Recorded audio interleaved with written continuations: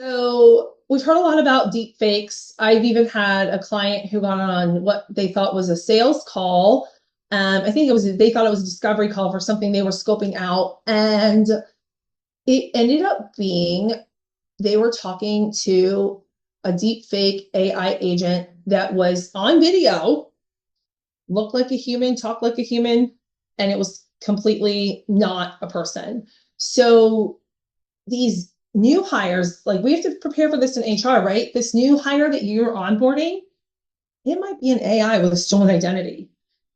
Yes, just sounds like a bad Netflix plot, but it's happening now. Voice clones and fake IDs are sneaking into hiring processes, onboarding calls, and even payroll change requests. Here's how the scam plays out. Candidate accepts an offer, turns out it's a synthetic identity. Fake voice on a Zoom call passes as real.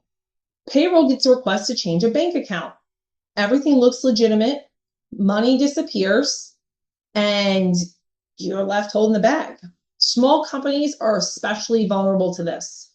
There's no protocols, there's just trust. Big companies have scale problems. With thousands of transactions, recruiters and admins, people, a lot of bad can happen.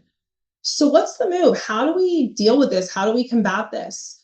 You've got to add verification steps to offer acceptance, bank account changes, and leave requests. One thing that I do if an employee emails and says, hey, I want to update my bank account information, is I send them the help article or the link or whatever and say, you need to go into your HRIS payroll platform, and for safety and security, you need to update it yourself. Like I give them the steps to do it, but I make them do it themselves out of an abundance of best practice caution to make sure that nothing is being stolen or scammed. And it also puts the onus on them to ensure the information and data is entered correctly, because we don't need to fat finger a 0 instead of a 1 and then somebody doesn't get paid. Another conversation for another day. Also important to partner with IT to implement liveliness checks and identity proofing, and train your recruiters, HR teams, payroll admins to question anything that may look off. It's better to be cautious and just do a double check on something than to make a big mistake that could cost hundreds of thousands of dollars.